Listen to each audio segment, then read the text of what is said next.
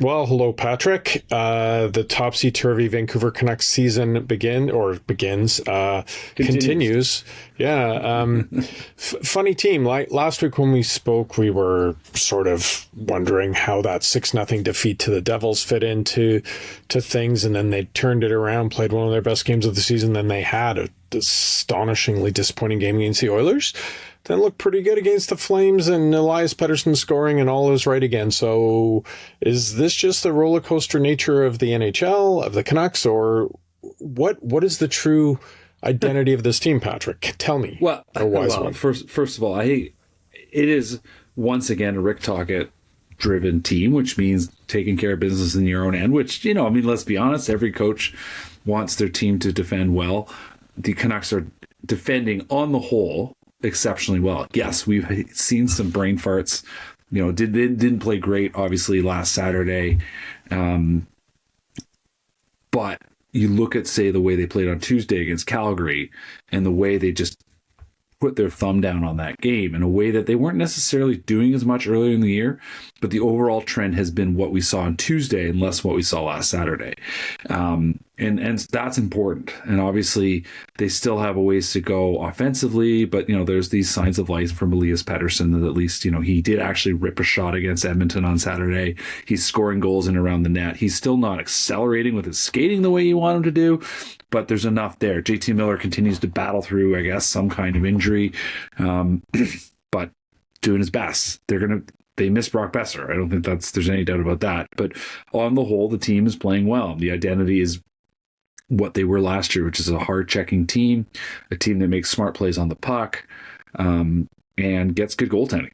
And Artur Shilov's aside, Kevin Lankinen's been outstanding. And they certainly are hopeful that, within a couple of weeks here, that Thatcher Demko is in that mix and they don't have to worry about goaltending ever again.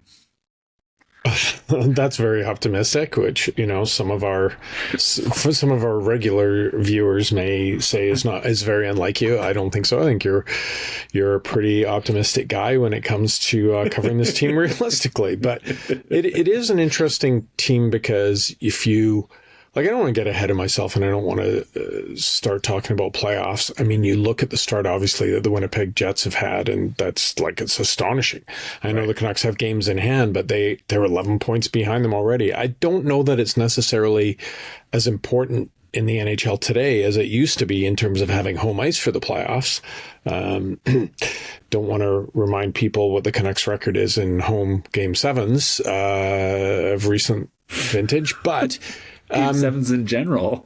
Yeah. I look at this team and I sort of say, okay, they don't appear to be rushing Demko. I hope they don't rush Besser. I don't think they are. With concussions. I do wonder, why is JT Miller playing though if he's battling an injury at this point of the year? It's a good question. I suspect it's one of these ones where it's sort of like his back is sore. And there's... So is mine. Right? And you're still showing up to work, Paul. Yeah. Wage packet's a little smaller. It's a good question. We saw him work all through training camp, never took a day off, but basically didn't play any games. And, they kind of admit at the end, he's sort of managing his way through. And you look at times and you're like, oh, man, that man looks stiff. I guess in the end it's one of these ones where it's like it can get no worse, might get a little bit better. I think it's just a classic case of banged up, and listen, if they go on a run here, sure, you bank some points. I mean, the truth is it's a tough division. The points now matter as much as they do later in the year, and if he's functional at 80, 95% or whatever it is he's at right now, that's enough. I mean, he had a pretty bad game on Saturday, and he admitted it. His coach admitted it. He looked like a player in not great comfort. So, as Rick Tocchet likes to say about every injury now, well, it's day to day, but, some days you feel good and some days you feel bad. It's a statement about life, I suppose. I guess to answer your question, I don't think it's a substantial issue. If it were, you're right, he wouldn't be playing. I look at the Canucks. I do wonder if the NHL will get to at least partway down the road that we see in the NBA of so-called load management and getting players more designated days off during the season. I just think hockey's so traditional; they're not going to do that. I wonder if I'd like your thoughts on the Pacific Division. I talked about the Jets, and I look, if you're just a hockey fan in general, seeing a team that starts 15-1 when we're recording this is pretty remarkable. But, Golden Knights, with the players that they lost, probably better than we expected, leading the Pacific right now, 7-2-1 in their last 10, same as the Canucks. Kings have come down to earth a little bit, but they're still probably better than we expected. Now, I wonder if the Flames, Canuck game aside, they're 3-5-2 in their last 10, again, at recording.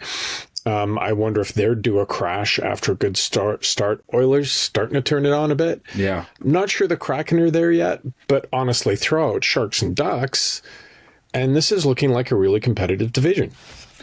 I think you kind of said already. I mean, the Golden Knights, Bruce Cassidy, if we were in an environment where coaches of the year were picked among the coaches who really are the best coaches in the league, Bruce Cassidy would have 4 Jack Adamses by now. Bruce Cassidy is an all-time great coach. He delivers every year with his team.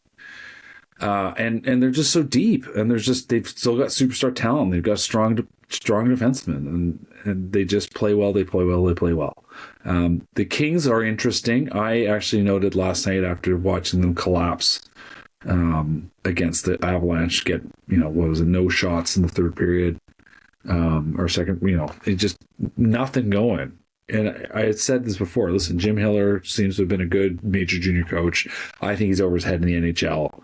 I would not be surprised if that's a team that looks to make a change soon, because there's enough talent there that should be a playoff team. They are sitting second in the division, but you can just see sputtering elements in there, the way they lost the Canucks last week.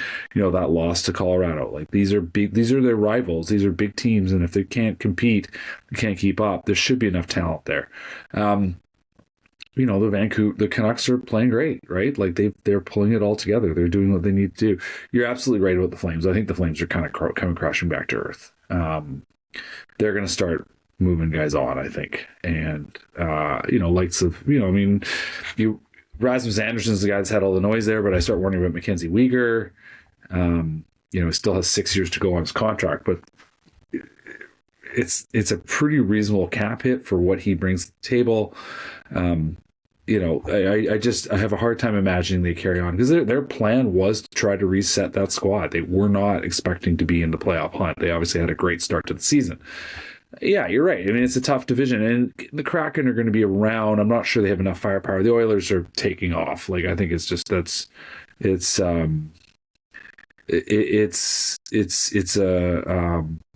a team that they've been doing so much offensively all year and just not putting the puck in the net. That was always going to turn around. And it is a little bit of a question how well they play defense, how well their goalie plays. There's going to be questions around Stuart Skinner till the end of the heat death of the universe. I think they need a better goalie, but then again, goalies don't matter as much as people think. But yeah, the Oilers and the Canucks and the Kings and the Knights are going to be your kind of leading edge there, and you're going to have Kraken kind of kicking tires, and maybe the Flames stay alive long enough to keep it interesting. But I think you really do. The 4 teams that we thought would be the playoff teams in this division are in the end going to be the 4 playoff teams, and it's just about sorting them from here on out. I remember it was probably about 10 years ago that I heard the axiom, U.S. Thanksgiving, that's your benchmark. And that's how we know that it wasn't just a fluky start. Now I'm like, oh, God, U.S. Thanksgiving, it's another one of those hockey cliches that everyone trots out. There have been certainly outliers, I think, more since this came into our sort of sphere that we did use that as a measuring post. St. Louis Blues obviously come to mind with the year that they had. Canucks have been a very streaky team the last several years, both good and bad. So I'm not sure that it's as absolute, but where do you honestly think the Canucks will end up in this division? Second? Top again? I think realistically, second. I mean, they had such a good year, obviously, last year. You don't want to count this team out. And, if they add that defenseman that I think we all expect they're going to add, this becomes a very interesting, at worst, edge of cup contention team. But Vegas is Vegas, and I just know you can never count them out. I mean, Edmonton too, right? Like, there's a top three here that potentially is as strong as any divisional top three in the league, and one of those teams is gonna lose in the first round. Like, they're not all going to make it, and which is, it's interesting. The Canucks are in that spot now, right? Like, remember a couple years ago, you had the Lightning, the Leafs, knowing they were going to play each other, and they both loaded up, and they knew that one team was going to lose, and they did, and they went all in. And who was that, Patrick? That would have been the Toronto Maple Leafs. The Leafs seem to have been stuck in that, though. Like, they've had those years where they were playing the Bruins. It's like we knew in November that was going to be the matchup. But which is why this divisional playoff format is terrible, because you get the same playoffs every year. It really is terrible. I can't stand it. That's a conversation for another day. Yeah. But this is part of the NHL, is that, it's not just parity, it's the sort of quality of that range of team. And the Canucks certainly find themselves in that discussion right now, right? Like, the top kind of 8-10 teams in the league, there's not a lot to give away. I mean, obviously the top 5 teams or so usually have a lot more than teams on the edge of the playoffs. But you get into that top 2 or 3 teams in each division, and there's not a lot to separate those teams, especially once it comes to the playoffs. And that's where the Canucks are at, is that, obviously you want to have good playoff positioning in the standings. You also just want to be ready to play in the playoffs. So I think they learned a lot last year. They want to believe that they can be more. And listen, it's a good thing for them to have a highly competitive division, because that just means every game is easier to get up for, especially when you're going to be playing a divisional rival. Just because we were talking about the Kraken, I did want to revisit something from last week with you, the Daniel Sprong trade. Now, I don't really care about the Kraken, and I don't really care about Daniel Sprong, to be honest with you. But what I would like your thoughts on is, and especially because this came out of the blue, right? Like, no one saw this coming. No. The fact that Rutherford and Alvin will move this way, engineer early in the season. Yeah. No, we need a change. Let's do this. And I know salary cap drives a lot of this, right. But what does it say about this front office and, what we just went through? Well, not just, but, we're a few years into this now, but to have a front office that's proactive, mm-hmm. that is creative, this is something that Canuck fans haven't been used to. Yeah. And like we've said this before, this front office deserves credit for recognizing when it's time to move on from something that's not working. And Patrick Alvin took that advice from Jim Rutherford, and, don't get stuck with a player that's not working. Going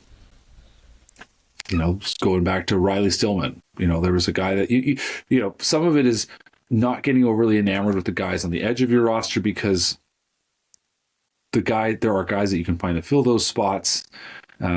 Hopefully from inside your organization, as the Canucks are currently doing. But that range of talent is not hard to find. And, so you like a guy, you bring him in, then he just turns out to be just a guy. And okay, let's move on. Let's see if we can find someone else who can be more than just a guy in that spot. And that's, again, something that Alvin has been able to do. And standing firm in his negotiations and his trades. He clearly knew that there was going to be a moment where someone would take Tucker Poolman off his hands. Well, he found Colorado, who had a dilemma on defense. They were afraid they were going to lose a player for nothing. So along comes Alvin, and he says, "Well, listen, I'll flip you. I'll take that guy off your hands. I'll flip you a draft pick, but also, could you take this contract for a player who's never going to play? I know you're going to be LTI anyway. Do you care?" And they went, "No, let's go for it." And that, again, is another credit that he has displayed in his work. and that ability to move on, to say, no, this didn't work. We'll try something else. And also to stand firm. I mean, look at the Zadorov and Lindholm negotiations, right? Like two players that they both liked, or both the team liked, but held firm. This is my price. I'm not going above it, and that's how it's going to be. So yeah, I mean, the fact that they have been willing to go out and make a deal. I mean, you sit there and go, like, could Vinny Desharnais? He doesn't have no trade clause. They only signed in the summer. Could he be a trade chip? I don't know, but that would be a case of them going, oh, it didn't work. We should have tried something else. Let's see where else we can go. We'll see. Yeah, I think it's interesting that, you know, these moves can come out of nowhere, where that wasn't really the way this front office has operated here in quite a while. We got to finish by talking about Elias Pettersson. So much time spent on him. You touched on it earlier. You know, obviously you use stats a lot in your reporting. You've seen that his shot has been getting back up to those speeds that people were looking at. Quinn Hughes, obviously remarkably consistent. We talked about JT Miller being hurt, but still being consistent in terms of his effort. They're missing Besser. But how good will it be for this team to not have Elias Pettersson as $11 million? Are we getting enough? And to also, I have to say this, like, I know different players, you know, body language and all these other things people read into it is, for the most part, as far as I'm concerned, is garbage. But how nice is it to see him look like he's enjoying hockey? It's excellent. You know, I mean, I think he just, assuming this carries on, yeah, he's a guy that's always had fun playing. The struggles late last season, as I said before, I think it came down to sort of as much as anything, him struggling for the first time in his life and not really having a toolbox on how to deal with that. You know, he still has a ways to go. Like, you know, he's still not shooting enough. He is up to almost 2 shots a game, which is a good sign because he was down to about 1.5. You know, still not accelerating as a skater, so you're kind of wondering about that. You know, and more than anything, the other side is that, like, listen, he has 1 power play goal in 14 games this year. He had 1382, 31 of his 89 points last year on the power play. He has 3 power play points, right? Like, he has only 9 points on the season, and part of it's because they haven't been able to produce. It's him, it's his teammates. But you're right, having fun. I mean, we saw him hanging out in the dressing room a little bit today, talking to Dave Tomlinson from Sportsnet about, I guess Dave was talking to him about, Petey was telling him about Swedish baseball somehow, which is a thing. And now I'm going to have to follow up and ask him more about this. Yeah. But yeah, like a player that's feeling looser, I think, than he was, and a little more at ease, and it just found his way. I mean, at least tentatively looks like he's found his way back to who he wants to be. There are people who can insulate themselves against all sorts of outside forces, but I think it's a very rare person that would have a contract coming up that wouldn't have that impact them in some way. And then after that contract signed, the weight of those expectations on you, there's going to be an adjustment. So I think I'm not saying that's an excuse, but there would certainly be reasons for it. And sometimes you'll see a natural logjam. Now, as we could go another 8 games here and then we'll be talking about it. But that's always, it's the fun of the way the Canucks play and the way we consume everything around this team. Chicago, Nashville Rangers. What are you expecting for the back half of this road stand? Well, I mean, Chicago's going to be exciting because Connor Bedard's finally making his debut in Vancouver. Joking to at least the Chicago Sun-Times, Ben Pope, that he will be paying to play on Saturday night because that's the number of tickets he's had to buy. Although he said nothing too crazy at the same time. So you're like, okay, what do you... I know tickets are expensive, but that's a bit of an exaggeration. Anyway, yeah, like, you know, I mean, I think they should win that one.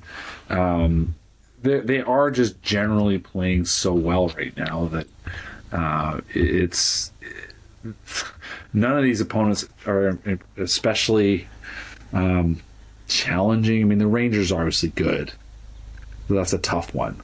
But, you know, coming off a potential run here where they beat the Islanders, Blackhawks, Predators in a row, I mean, you then play the Rangers. I mean, they're doing things well. The Rangers are the next big test. That you know, the first 2 games of next week's road trip when they end up starting Ottawa and then go to Boston, those are going to be tough games. And, like, those are games that again, like Rangers, Senators, Bruins, as a bang, bang, bang. I mean, obviously the Senators and Bruins are not quite what they were, but they're still strong teams. Senators a young up-and-coming team. The Bruins a team that's trying to reset, trying to find their way, but still talented. Like this is in a long run of home games, they've got this 6-game road trip that kind of takes them everywhere. That's going to really test them. But yeah, like the homestand that they've got coming up here, I think win against the Blackhawks, win against the Predators, some kind of overtime or shootout game against the Rangers. How about that? Yeah, I would concur. So they'll get a point. All right. Well, thanks, Patrick. Always good to get your thoughts. Very interesting the way the season's developing as we near the quarter pole, which we will be asking you to do a big feature on. As the quarter pole is with the quarter of the race left. Every year I tell you this. The quarter. Well, what do you call it then? The quarter mark? Yes, I believe so. Just to confuse you. Yeah. All right. At the 25% mark point of the season, then by your logic, Patrick, this doesn't make sense. You know what, Mark? This would be the 3/4 pole then. No, the quarter mark. If the quarter pole is with quarter left. The quarter marks are a type of grooming. It's how you brush the horse. So it's just we're at the 1/4 of the way into the season. No, you're wrong. The quarter pole is with I look at it as if you're from the finish. If you're in a race, then the same thing. Then we're at the 3/4 pole. You're 3/4 of the way left in the season. You know what? You might be that part. I don't know, but I see. I accept your logic, and yeah, let's go with that. Let's just call it U.S. Thanksgiving then. Let's go with the cliche. Thanks for your stuff, Patrick. Thanks for listening, watching, everyone. TheProvince.com, VancouverSun.com to get all of our stuff. Sign up for Canuck Report. You will get everything delivered to you. We're starting a contest soon. You can win tickets, jerseys, everything else. So make sure you get signed up for our newsletter. Everything will be delivered to you. You can win some cool stuff. Thanks, everyone. We'll talk to you next week.